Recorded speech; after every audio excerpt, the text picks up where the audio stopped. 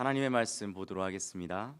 하나님의 말씀 데살로니가전서 5장 18절입니다.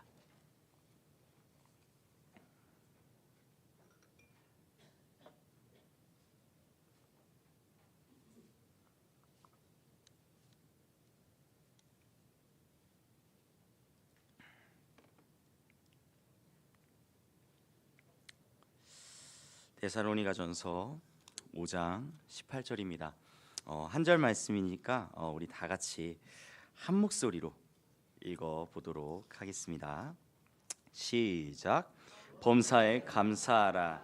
이것이 그리스도 예수 안에서 너희를 향하신 하나님의 뜻이니라. 아멘. 아멘. 이것은 살아계신 하나님의 말씀입니다. 아멘. 오후 예배 이렇게 인도를 하게 되었는데요. 담임 목사님께서는 지금 홍성 선교교회에서 이제 그 교사 헌신 예배 강사로 이렇게 섬겨 주시게 되었습니다. 그곳에서도 이미 하늘의 문이 열리고 주님의 놀라우신 은혜가 임할 줄로 믿습니다.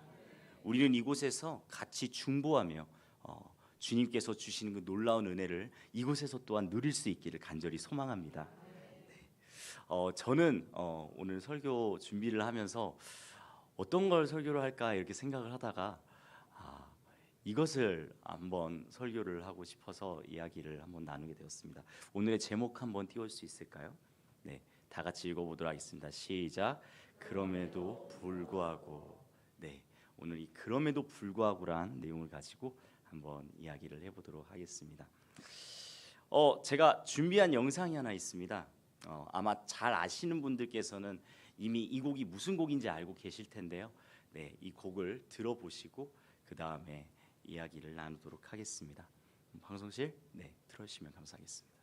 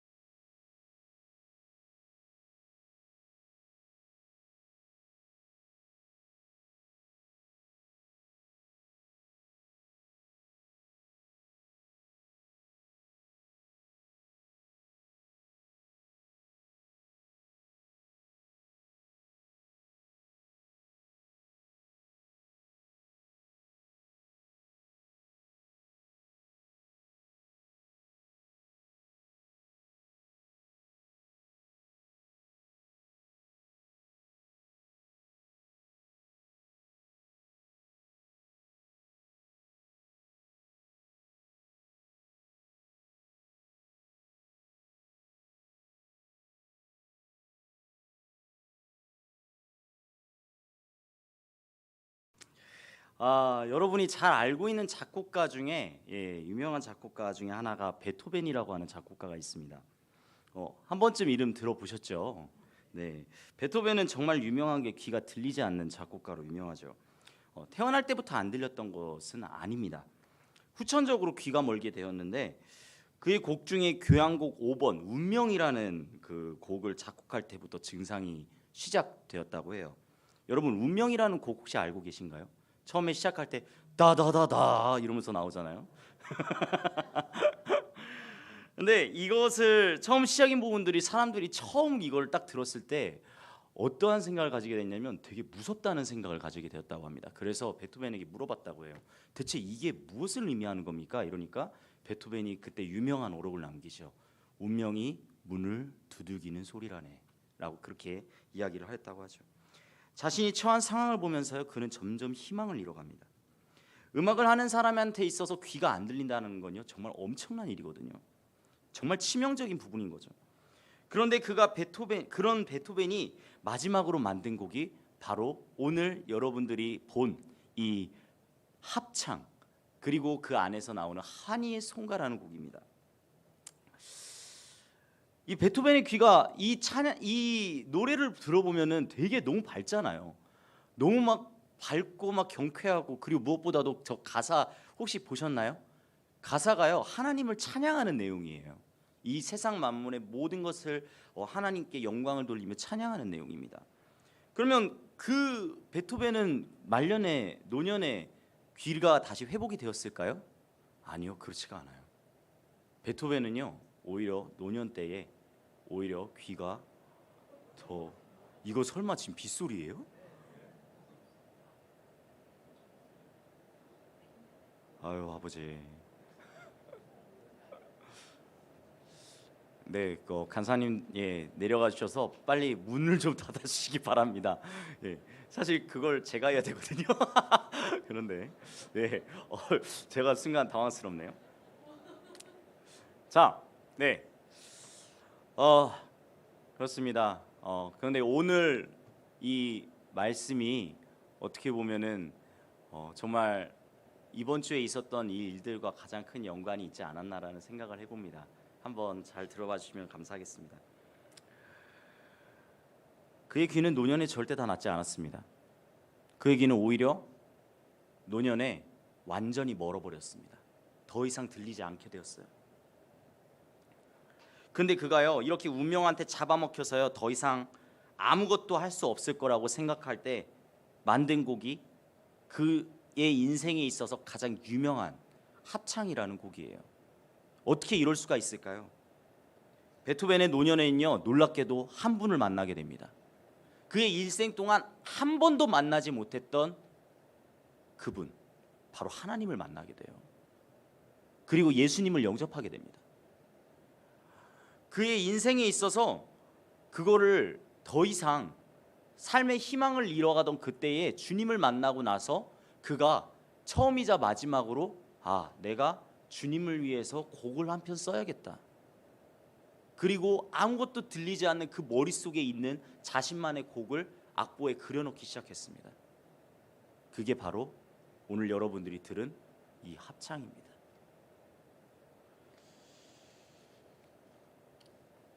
여러분, 그럼에도 불구하고라는 말이 있습니다. 그럼에도 불구하고라는 말은 복음의 진리를 함축하고 있는 말이기도 합니다. 우리는 모두 하나님 앞에서 죄인이죠.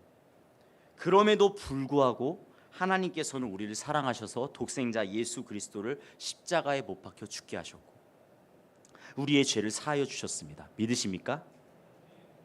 또한 이 그럼에도 불구하고라는 말은 어떤 의미에서는 성경 전체의 메시지를 한마디로 요약한 말이라고 할 수도 있습니다. 우리 그리스도인들에게요 언제나 좋은 일, 즐거운 일만 있으면은 참 좋겠죠. 오늘 아침에 해가 정말 쨍쨍했던 그 순간처럼 말이에요. 그런데 지금처럼 이렇게 비가 세차게 내릴 수도 있다라는 것입니다. 극한 시련이 다가오기도 합니다. 절망되고 낙심되는 상황에 눈앞이 캄캄하게 닫힐 때도 있습니다. 힘들고 어렵고 억울하고 분통 터지는 일들도 분명 있을 수 있습니다. 그러나 우리 그리스도인들은요 그럼에도 불구하고 기도하고 그럼에도 불구하고 감사하며 그럼에도 불구하고 기뻐하며 찬송해야 할 줄로 믿습니다. 오늘의 본문 데살로니가전서 5장 18절에 보면요 바로 이렇게 나옵니다. 범사에 감사하라. 이것이 그리스도 예수 안에서 너희를 향하신 하나님의 뜻이니라. 그런데 이 앞에 두 가지가 먼저 나와요. 뭐냐면 바로 항상 기뻐하라, 쉬지 말고 기도하라 라고 나옵니다.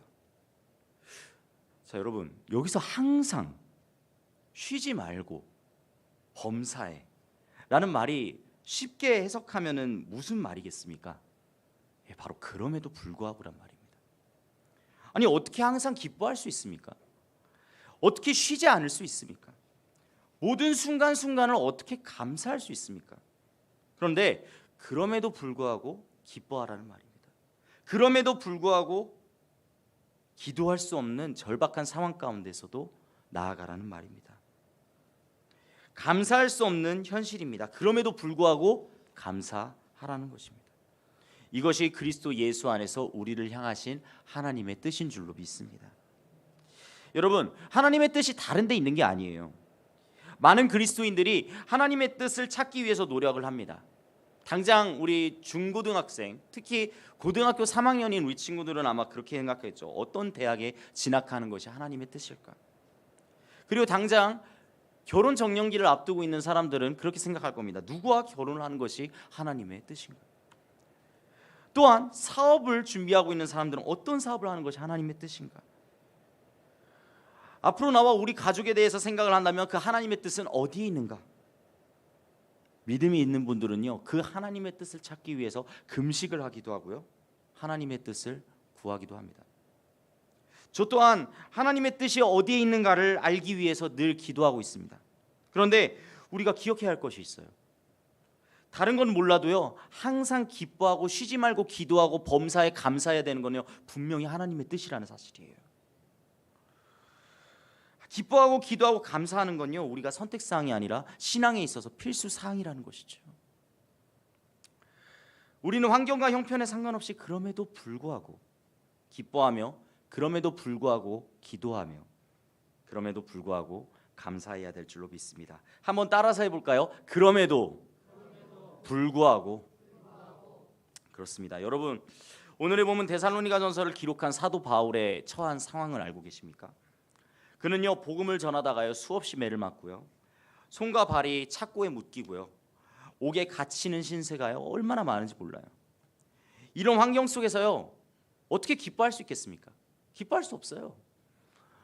누군가가 와가지고 자신을 매질을 하는데, 누군가 와가지고 자신의 손발을 묶어버리는데, 누군가 와가지고 자기를 옥에 가둬버리는데 어떻게 그 상황에서 기뻐할 수 있겠습니까? 그런데요, 이런 상황이 만약에 우리 가운데 펼쳐진다면, 이런 상황이 아니 적어도 제 가운데 펼쳐진다면 저는요, 아마 원망했을 것 같아요. 하나님, 어떻게 이런 일들이 저한테 일어날 수 있죠? 어떻게 저한테 이런 상황 가운데로 그렇게 내몰 수가 있으시죠? 라고 그렇게 말할 수도 있을 것입니다. 그런데 그가요, 그럼에도 불구하고 기뻐하였다는 것입니다. 왜냐하면 그가 당하는 환난은 모든 것이 다 협력하여 선을 이루는 하나님의 섭리가 있다는 것을 깨달았기 때문입니다. 오늘 이 자리에 혹시 절망적인 환경 가운데, 절망적인 환경 때문에 낙심하고 있으신 분들이 계십니까? 이런 환경과 이런 위기 속에서 어떻게 기뻐할 수 있느냐고 반문할 수 있는 분들이 있으십니까? 네, 있다고 생각합니다. 어렵죠. 힘들죠. 어떻게 그것을 다 이해할 수 있겠습니까? 그런데요, 사도 바울은요, 그럼에도 불구하고 옥중에서 그가 외친 한마디가 있었습니다. 빌립보서 4장 4절, 주 안에서 항상 기뻐하라. 내가 다시 말하노니 기뻐하라. 여러분, 바울이 극한 상황과 환경 속에서 그럼에도 불구하고 항상 기뻐할 수 있는 근거가 무엇입니까? 네, 바로 첫 말이 바로 주 안에서라는 말입니다. 주 안에서. 주 안에 있는 그리스도인들은 아무리 어려운 상황 가운데 있다 할지라도 기뻐할 수 있는 것입니다. 물론 우리의 상황 가운데 지금 우리의 그 경우를 보면 환경보다 더 어려운, 어떻게 보면요, 인간관계의 악화에 빠질 수도 있습니다. 아무리 환경이 어려워도요, 그래도 그 환경 가운데에서 그래도 어떻게든 딛고 일어나는 사람들이 있습니다. 그런데 이런 말을 하는 사람들이 있어요. 어떠한 어려운 상황이나 그 환경은 견딜 수 있지만 인간관계가 뒤틀리기 시작하면은 정말 참을 수가 없다. 내가 가난한 건 참을 수 있는데 남들에게 무시당하는 거는 참을 수가 없다. 내가 발을 굶을 수는 있겠는데 남들에게 조롱당하는 건 정말 견디기가 어렵다고. 이런 말들은 무엇을 뜻합니까? 네, 사람들이 주어진 환경 때문에 어려움을 겪기도 하지만 다른 사람들과의 관계 때문에 더 어려움을 겪을 때도 많다라는 거예요. 환경을 넘어서서 관계 가운데서도 그것이 계속해서 나타날 수도 있다라는 것입니다. 기쁨으로 같이 봉사하고 힘들고 기쁨으로 같이 교회 다니는 거, 그걸 어려워하는 사람들 무엇 때문입니까?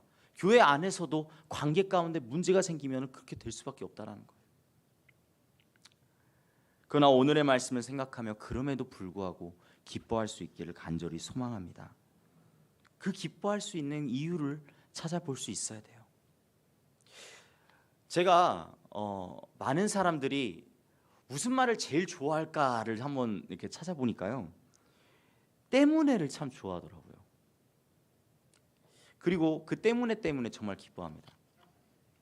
뭐죠? 네, 아들이 대학에 들어갔기 때문에, 남편 사업이 잘 되었기 때문에, 취직이 되었기 때문에, 남부럽지 않은 부요가 있었기 때문에, 그렇죠? 내가 다른 사람에게 인정받고 칭찬을 듣기 때문에, 여러 가지 때문에 기뻐합니다.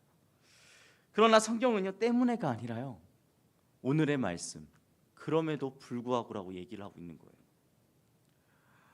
아니, 하나님, 때문에를 이야기하는 게 오히려 더 좋지 않을까요? 왜 하필 그럼에도 불구하고일까요? 우리의 기쁨을 빼앗아가는 게 한둘이 아니에요. 우리가 살다 보면 우리의 삶이 최악으로 치닫는 경우도 너무나 많아요. 인간관계의 어려움으로 배신당하기도 하고요, 비난당하기도 해요. 이번 주만 보더라도 앞에 있는 제가 이번에 재난을 당한 우리 성도님들의 마음을 어떻게 헤아릴 수 있겠습니까? 이해한다고 하여도 완전히 이해하지 못합니다.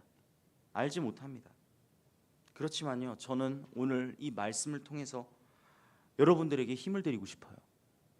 여러분들이 지금 처한 이 고통과 이 고난 가운데 낙심하고 무너지는 것이 아니라 주 안에서 다시 한번 일어날 수 있는 계기가 되기를 간절히 소망합니다.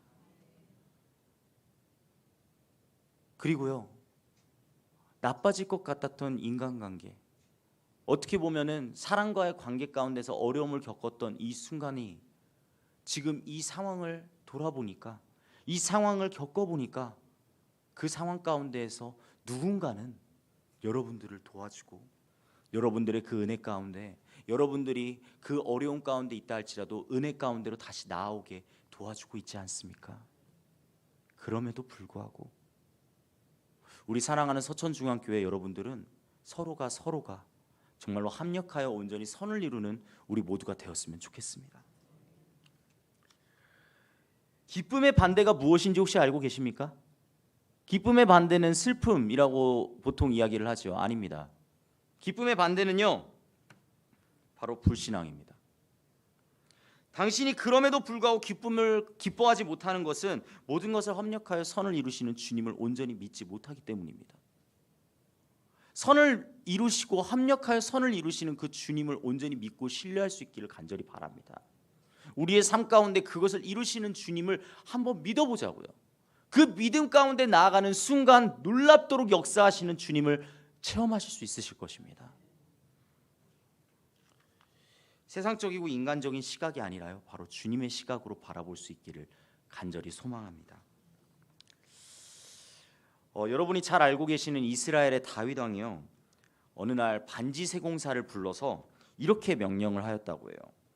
날 위한 반지를 만들되 거기에 내가 큰 전쟁에서 이겨 환호할 때에도 교만하지 않게 하며, 내가 큰 절망에 빠져 낙심할 때에 좌절하지 않고 스스로 새로운 용기와 희망을 얻을 수 있는 글귀를 이 반지에 새겨 넣어라 라고 이야기를 하였다고 해요. 그런데 이 반지 세공사가 반지를 다 만들고서는 글귀를 새겨 넣으려고 그러는데 어떤 글귀로 새겨 넣어야 될지를 모르겠는 거예요. 아니, 승리를 하였는데 그 승리에 너무 자만하지 않게 만들면서 슬픔 가운데 좌절 가운데 있다 할지라도 그 슬픔과 좌절에 더 이상 얽매이지 않고 앞으로 나아갈 수 있는 말. 그 말이 뭐지? 계속해서 생각을 하다가 그 당시에 정말로 유명했던 하나님의 지혜를 받았다고 하는 솔로몬 왕에게 찾아가서 아버지 다윗이 당신의 아버님 다윗이 이렇게 요청을 하였습니다. 혹시 이러한 글귀가 무엇이 있겠습니까? 라고 이야기를 하자 솔로몬 왕이 딱 한마디를 쓰고 주었다라고 해요. 그 말이 무엇인지 혹시 알고 계십니까? 이 또한 지나가리라. 그렇습니다. 사랑하는 성도님들, 특히 이번 주에 재난을 당하신 성도님들, 이 또한 지나갈 줄로 믿습니다. 이 또한 주님의 은혜 가운데서 지나갈 줄로 믿습니다. 주님께서 함께 하시는 그 모든 순간순간을 경험할 수 있기를 간절히 소망합니다. 살다 보면 여러 가지 문제를 만나요. 어떠한 경우에는 큰 문제를 만나기도 하고 또 어떤 경우에는 좀 작은 문제를 만나기도 해요. 그리고 그 문제 중에 어떠한 경우에는 우리의 실수 때문이기도 하고요. 또 어떠한 경우에는 우리의 실수와는 전혀 상관없는 그러한 문제 때문에 나타나기도 합니다. 그런데요, 많은 사람들이 그러한 문제를 겪게 되는데 그 문제를 경험하는 태도가 다르다라는 거예요. 보통 사람들의 경우에는요, 어떻게 표현하나요? 네, 원망과 불평, 그리고 탄식, 그리고 자포자기한다는 거예요. 그런데요, 믿음의 사람들은 분명히 다른 태도를 가져야 될 줄로 믿습니다. 우리는요, 무엇을 해야 될까요? 기도해야 될 줄로 믿습니다. 하나님을 찾는 것입니다. 물론 어떤 분들은 이렇게 말할 수도 있어요. 내가 지금 겪고 있는 이 환경 가운데에서 기도하기도 힘들고 너무나도 어려운 상황 가운데 있는데요, 저 지금 이 순간 제가 기도하는 것조차도 너무 힘들어요 라고 이야기할 수 있습니다. 예, 기도 자체가 스트레스일 수도 있습니다. 더욱 무거운 짐이 될 수도 있습니다. 그럼에도 불구하고요, 기도하기를 애쓰는 우리 그리스도인들이 될 수 있기를 간절히 소망합니다. 그것이 바른 모습입니다. 하나님께서요, 여러분들이 정말 힘들게 쥐어짠 그 기도를요, 절대 안 들어주신 분이 아니세요. 들어주세요. 하나님께서 분명히 들으시고 그것을 새겨 넣어주세요. 하나님은 오늘도 우리에게 그 문제 가운데 나아온 우리의 기도를 들어주시고 응답하시고 그 낙심 가운데서 다시 한번 끄집어내주시는 분이십니다. 하나님께서는요, 기도를 통하여 우리와 더욱 가까이 지내고 사랑을 나누시기를 원하시며 더욱 좋은 것을 허락하려고 하신다는 것이죠. 여러분, 다니엘을 보십시오. 다니엘은요, 이스라엘 사람이지만 외국 땅에 포로로 잡혀온 사람입니다. 그런데 그가 얼마나 머리가 비상한지 그 외국 땅에서 뭐까지 지내요? 네, 국무총리까지 돼요. 근데 그 국무총리가 되는 그 다니엘을 시기해 가지고요, 그 땅에 있는 그 신하들이요, 다니엘을 모함을 합니다. 기도할 수 없는 환경을 만들어 버립니다. 기도를 하는 그 순간 너는 모가지야. 너는 그냥 목이 달아날 거야. 그런 상황 가운데로 아예 만들어 버립니다. 그런데요, 다니엘이 그것을 아랑곳하지 않아요. 오히려 그 상황 가운데서 기도로 나아갔다라고 성경 말씀에 기록이 되어 있습니다. 왜요? 그는 이 문제 또한 온전히 하나님 앞에 나아갔던 것입니다. 하나님께 항상 기도드렸던 대로 항상 그 자리에서 예루살렘을 향하여 그렇게 기도를 드렸다는 것이죠. 그럴 때에 어떠한 일이 일어났습니까? 네, 결국에는 다니엘의 목숨이 위협을 받게 됐습니다. 사자굴 속에 던져지게 되었죠. 근데 사자들이 그를 해쳤나요? 아니요, 해치지를 못하였어요. 하나님께서 지켜주셨다라는 것입니다. 기도 가운데 나온 사람을, 기도 가운데 나온 다니엘을 하나님께서는 지켜주시고 돌봐주신 줄로 믿습니다. 우리의 삶도 마찬가지입니다.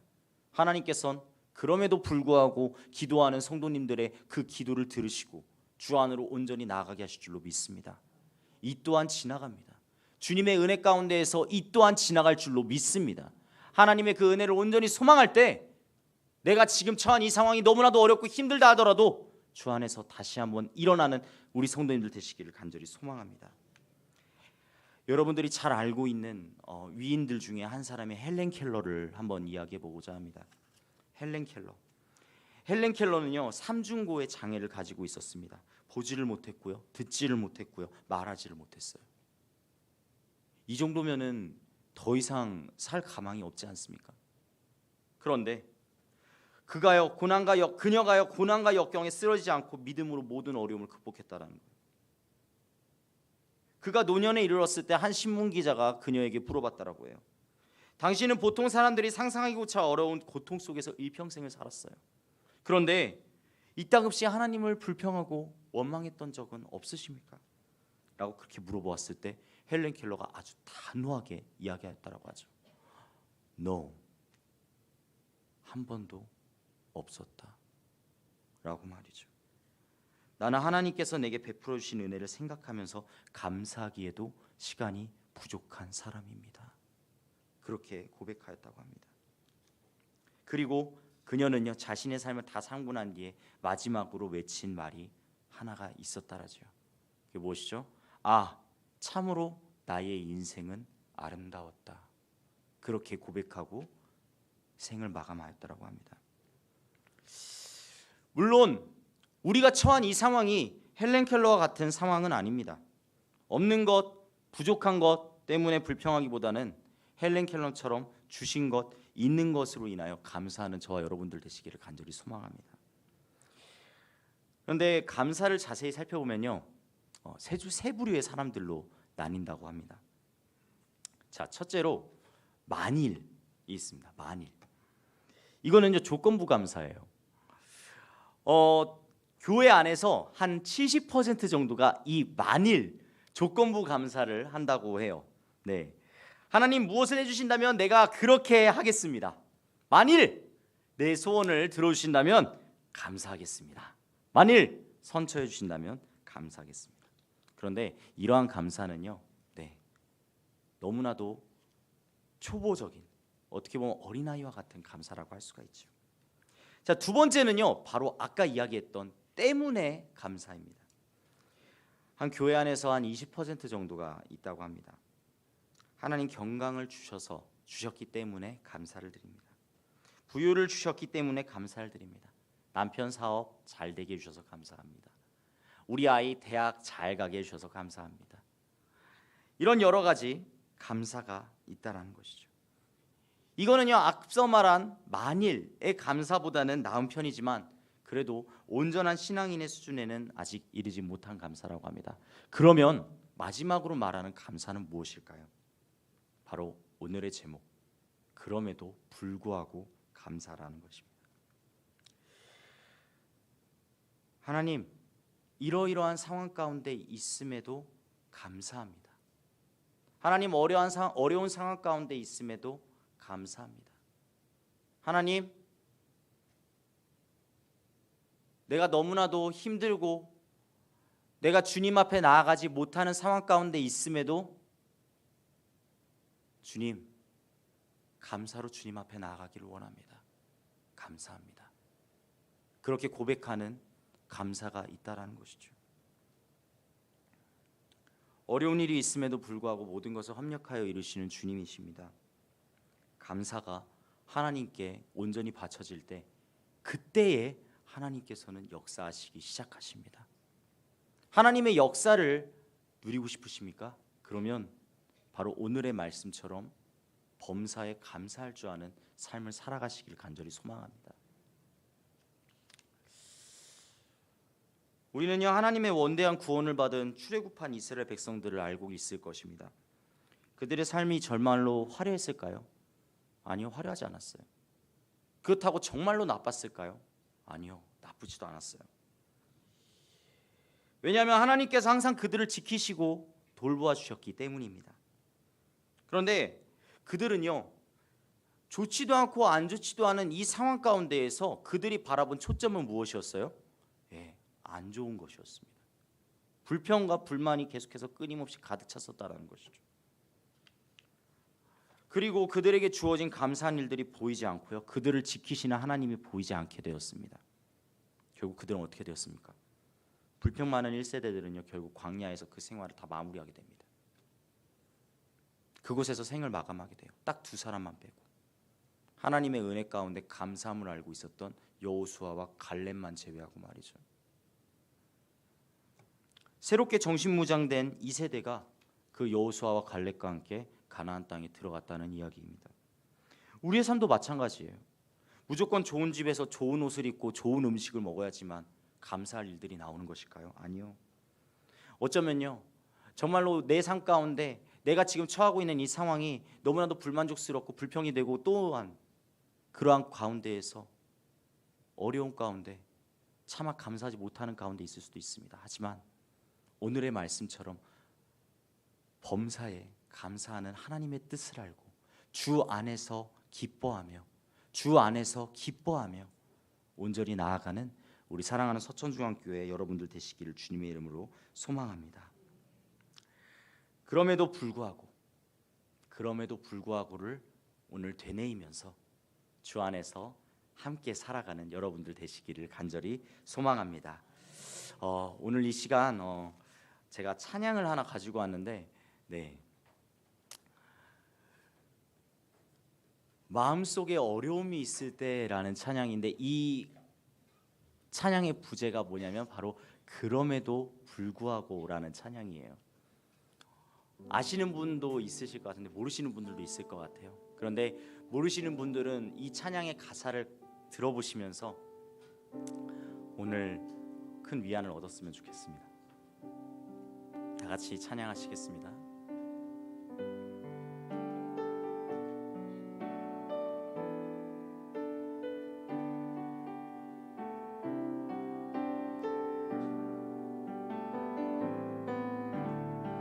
마음속에 어려움이 있을 때, 마음속에 어려움이 있을 때,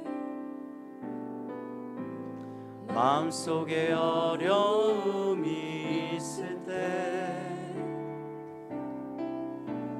마음속에 어려움이 있을 때, 주님 내게 먼저 오사 내 마음을 만지고, 주님 앞에 나올 수 없을 때, 주님 앞에 나올 수 없을 때,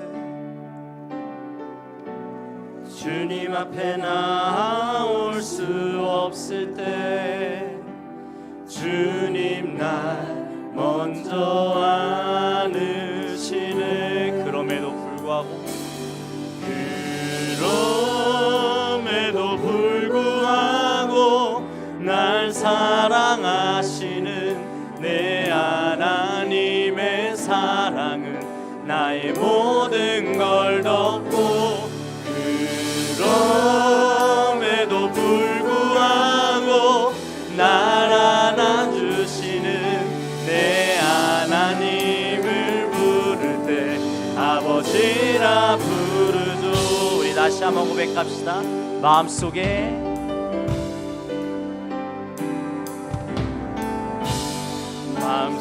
어려움이 있을 때, 마음속에 어려움이 있을 때, 마음속에 어려움이 있을 때, 주님 내게 먼저 오사 내 마음을 만지고, 주님 앞에 나올 수 없을 때, 주님 앞에 나올 수 없을 때, 주님 앞에 나올 수 없을 때, 주님 날 먼저 안으시네. 그럼에도 불구하고 날 사랑하시는 내 하나님의 사랑은 나의 모든 걸 덮고, 그럼에도 불구하고 날 안아주시는 내 하나님을 부를 때 아버지라 그럼에도 불구하고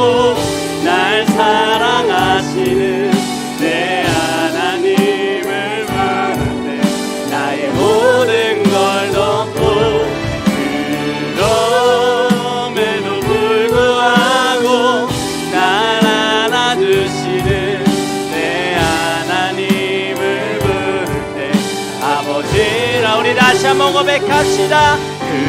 그럼에도 불구하고 날 사랑하시는 내 하나님의 사랑은 나의 모든 걸 덮고, 그럼에도 불구하고 날 안아주시는 내 하나님을 부를 때 우리 주님의 사랑을 고백하며 모두가 손을 올리며, 그럼에도 불구하고 날 사랑하시는 내 하나님의 사랑은 나의 모든 걸 덮고,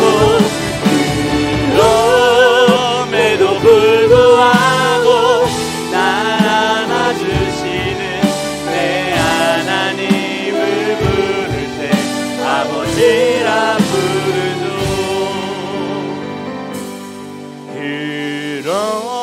그럼에도 불구하고 날 사랑하시는 내 하나님의 사랑은 나의 모든 걸 덮고, 그럼에도 불구하고 날 안아주시는 내 하나님을 부를 때 아버지라 부르죠. 그럼에도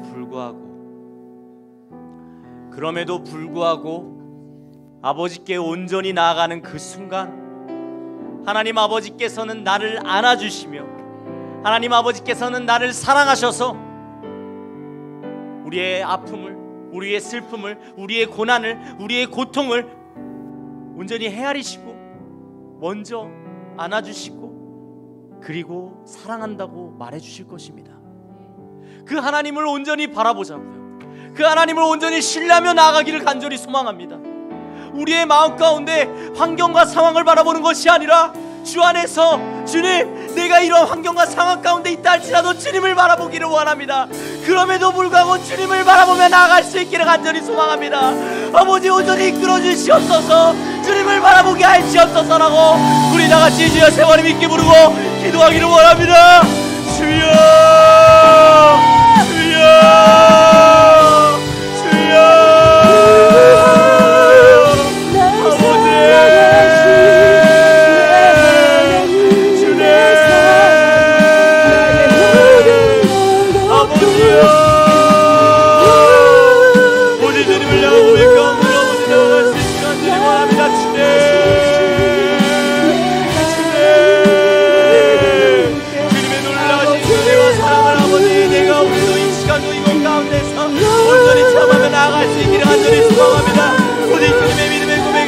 아버지들께서 나에게 주시는 아버지 끝없는 사랑과 그 은혜를 아버지 내가 처한 상황과 그 환경 가운데에서 아버지 그것의 시선을 나누는 것이 아니라 그것의 시선을 아버지 두는 것이 아니라 주님 안에서 아버지 온전히 나아가는 우리 모두가 될 수 있기를 간절히 소망합니다.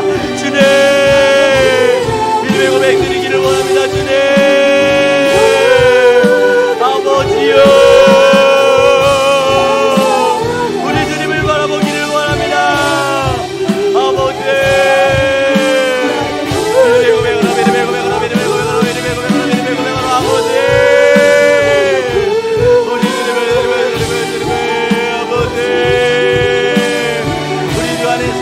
되게 하여 주시옵소서.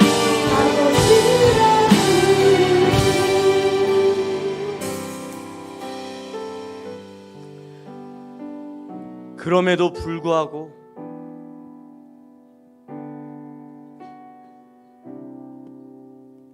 감사합니다.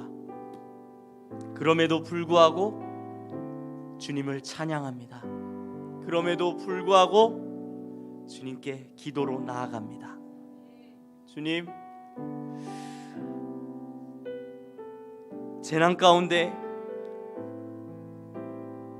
아파하고 고통받는 우리 성도님들의 마음을 헤아려 주시옵소서.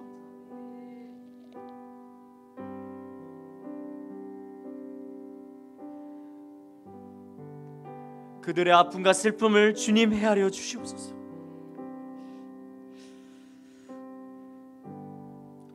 너무나도 어렵고 힘든 상황 가운데 있다 할지라도 주님, 그들에게 다시 일어설 수 있는 힘을 더하여 주시옵소서. 그들에게 다시 일어설 수 있는, 아버지, 이 또한 지나가리라, 이 또한 주님 안에서 온전히 지나갈 수 있는 담대함을 더하여 주시옵소서. 아버지의 놀라우신 그 은혜와 사랑이 이 어려운 환경 가운데서도, 이 어려운 순간 가운데서도, 이 어려운 상황 가운데서도 주님의 그 은혜가 가득히 넘치는 순간이 되어지기를 간절히 소망합니다. 주님, 그렇게 주님 앞에 나아갈 때에야 그들의 삶 가운데, 그들의 마음 가운데 주님의 참 평안이 온전히 함께하고 온전히 나타난다는 것을 오늘 알게 되었습니다. 주여, 믿음의 고백으로 주 앞으로 나아가기를 원하오니 주님의 그 말씀을 온전히 신뢰하며 나아갈 수 있도록 주님 함께하여 주시옵소서. 아버지를 구합니다. 아버지의 그 은혜를 더욱더 구하며 나아가게 하여 주시옵소서. 마음을 다하여 드려진 예물들이 있습니다. 1,000번째 예물, 지호, 지민, 지성, 구민우, 미나, 김성현, 정하연, 도경수, 김은경, 오윤술, 윤영식, 구송이, 윤혜원, 오홍식, 이자영, 이아영, 이서연. 구역예배 보고서입니다. 15구역에서 예배 보고서 예물 드렸습니다. 감사헌금 있습니다. 안정우 청년 주님 앞에 올려드렸습니다. 하나님 아버지, 이 예물을 기뻐 받아 주시옵소서. 이 예물 가운데 주님 앞에 온전히 나아가기를 소망하고 주님의 그 은혜를 온전히 바라보고 나아가는 아버지, 그러한 성도님들이 있습니다. 주님, 그럼에도 불구하고 감사하고 기뻐하며 온전히 기도하며 나아가는 우리 모든 성도님들 될 수 있도록 인도하여 주시옵소서. 오직 주 안에서 함께하고 나아가기를 간절히 소망하며 감사를 드리며 예수님의 이름으로 기도드렸습니다. 아멘. 주기도문으로 오늘의 예배를 마치도록 하겠습니다. 하늘에 계신 우리 아버지, 아버지의 이름을 거룩하게 하시며 아버지의 나라가 오게 하시며 아버지의 뜻이 하늘에서와 같이 땅에서도 이루어지게 하소서. 오늘 우리에게 일용할 양식을 주시고 우리가 우리에게 잘못한 사람을 용서하여 준 것 같이 우리 죄를 용서하여 주시고 우리를 시험에 빠지지 않게 하시고 악에서 구하소서. 나라와 권능과 영광이 영원히 아버지의 것입니다. 아멘.